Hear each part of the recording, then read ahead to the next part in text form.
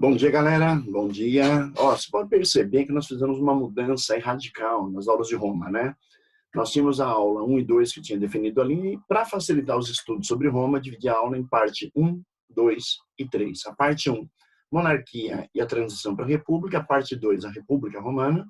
E a parte 3, o alto e baixo império romano, para a gente poder entender melhor isso daí.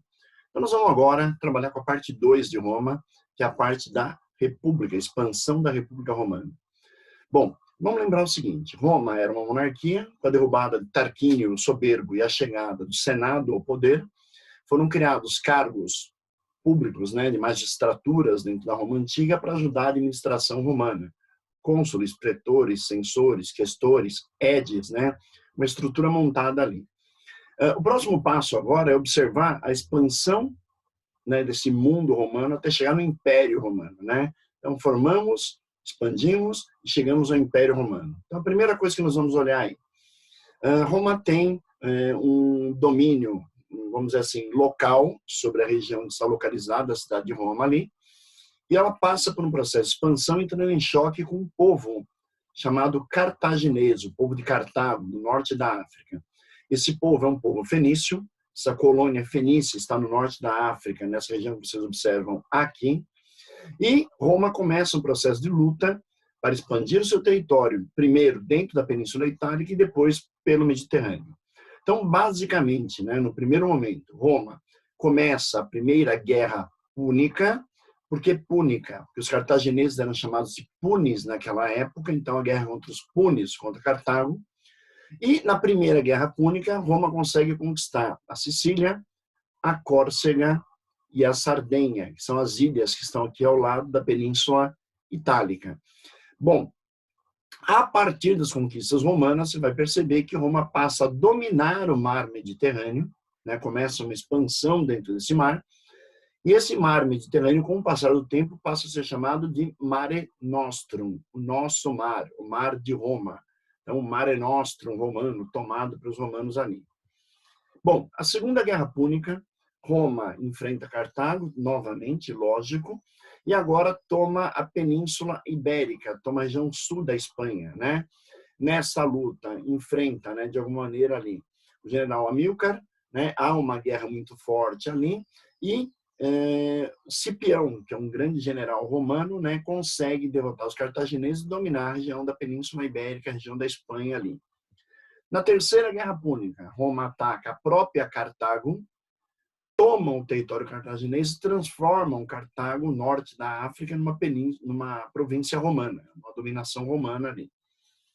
Se nós observarmos, a expansão romana, ela gerou algumas características, algumas consequências interessantes para o mundo romano. Então, primeiro, vamos analisar aqui.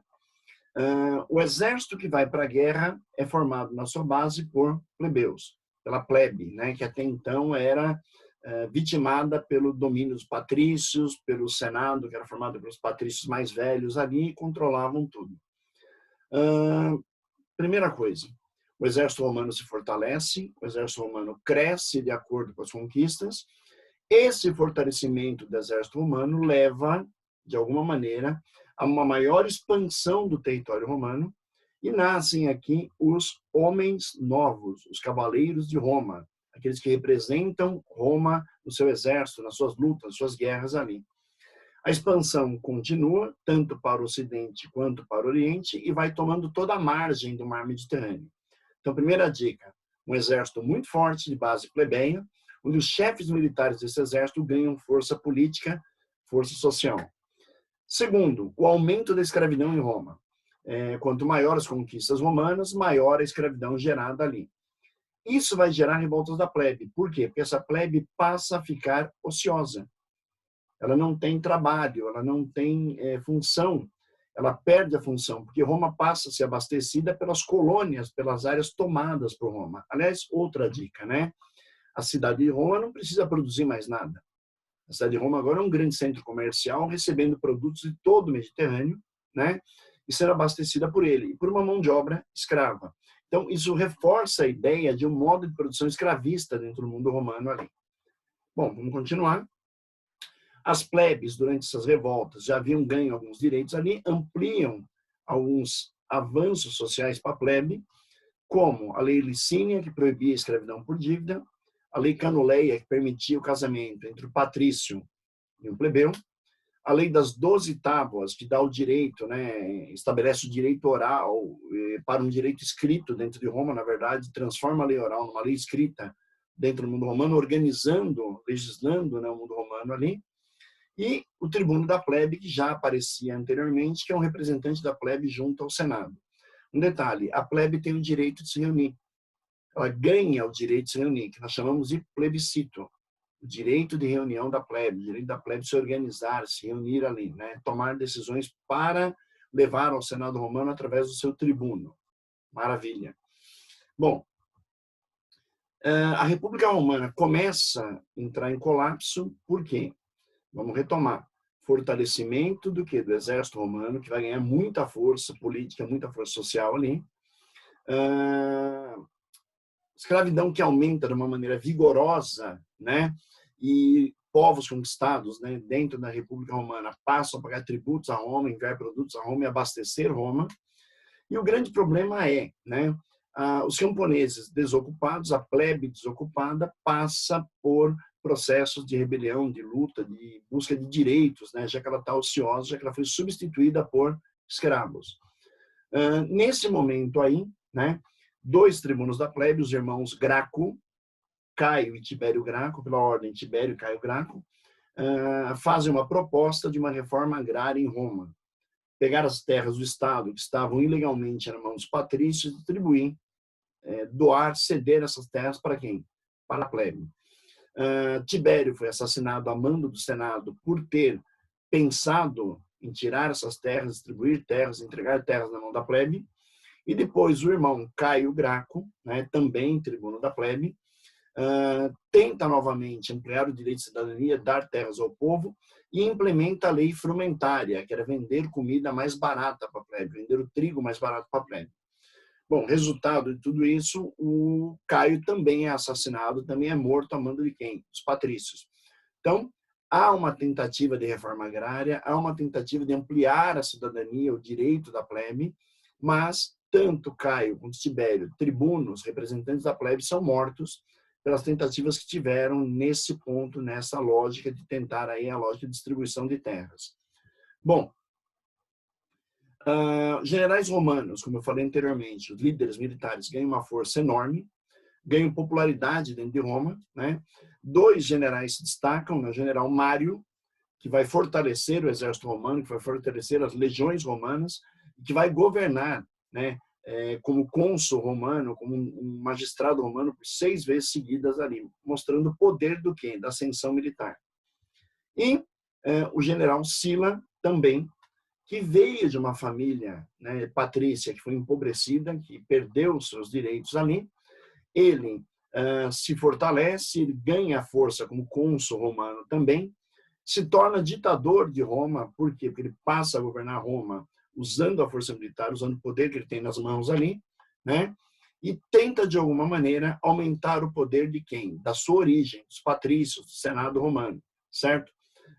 Ou seja, ele acaba tirando o direito da plebe, tirando força da plebe para aumentar a força de quem?